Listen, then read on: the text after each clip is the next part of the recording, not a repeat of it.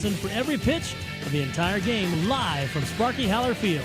Hello, everybody. This is Pete Wilson, along with Dan Morrow, and we are in a new place and an exciting place. The table is set here as the Jackson Ironmen have won a sectional championship, as have the Athens Bulldogs, and those two teams are getting ready to meet here in a Division II district semifinal game here at Bob Wren Stadium here on the campus of Ohio University. And Dan, we got to make, we'll talk about the teams in a minute, but isn't this a beautiful place for a baseball game? Oh, my gosh. What do they say, Pete? To the victors comes the spoils.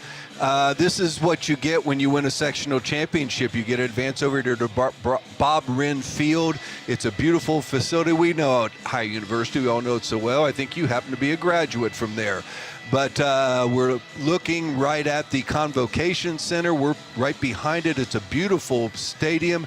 They've got what they'll call Nicholson family turf. It's a turf infield, a few feet behind the base path also, but it's just a gorgeous stadium. Now, it's big also, 340 down the right field line, 380 to right center, 405 to dead center field, 380 to left center, and 340 to right center. It's a big, big field. Now, they don't have that big, tall left field like Jackson's used to, and we've seen a couple of the Ironmen hit it over that big, tall left field monster. But it's a gorgeous setup here, and we are ready for a district semifinal baseball game a few minutes away. Right, and I tell you what, the matchup looks very good on paper. Of course, anytime that you win a sectional championship, certainly, you know, you've earned your stripes as far as being able to play in this game with this on the line. Both of these teams have outstanding records. Both of them are conference champions. The Ironmen come in with a 22-4 record and on a 16-game winning streak, believe it or not. The Athens Bulldogs are 18-6. While the Ironmen won the Frontier Athletic Conference Championship, won the so-called Gold Ball with the 10-0 record, the Athens Bulldogs mowed through the Tri-Valley Conference Ohio Division for a championship on their end. They lost 2 games along the way. One was to the Wilson Golden Rockets, and the other was to the River Valley Raiders, who played very well at the end of the season. Jackson, a 4 seed in this Division II field. Athens, a 5 seed, so that's about as close as you can get. Oh, and it's a great matchup on there, and we're playing for an opportunity to come right back here Wednesday in a district championship game to take on a very familiar foe in the Washington Courthouse. They defeated Fairfield Union in the first game. This is the second game of a doubleheader. And what's going to be kind of interesting, Pete Wilson, if this plays out like we think it's going to be a great matchup, championship from the Tri-Valley playing the champions of the Frontier Athletic Conference, we might be playing under the lights before this is over. That's right. Of course, game time on the bracket was 7 o'clock. It looks like we may start a few minutes before then as the first game wrapped up and the teams took their requisite amount of warm-up time. Right now, as we speak, the coaches, Todd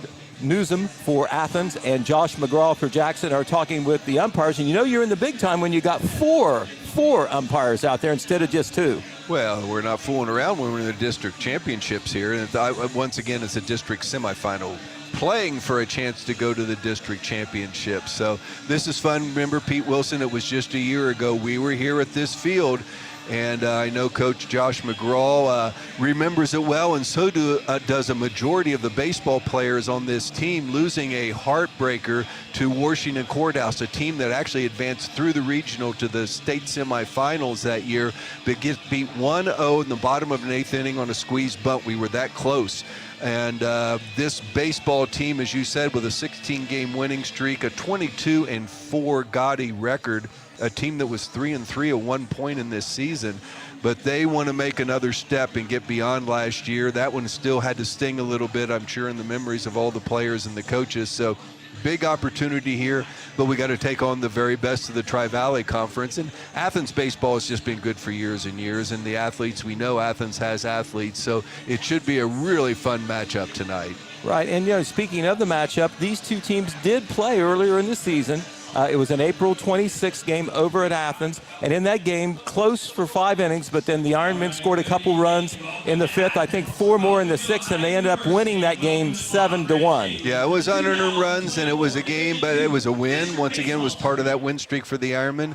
But, both teams, in that mind, their first goals are to win league championships. So sometimes you don't see exactly what your matchups are going to be. Tonight, it's a little different. We're playing winner continues and the loser goes home. Right, exactly. And in that first game where Jackson won 7-1. At any point in this, depending on the game situation, might even see Gavin Jones before it's over, but he's going to throw his big people. But he said all year long, he's got probably Gavin Jones will be his 1.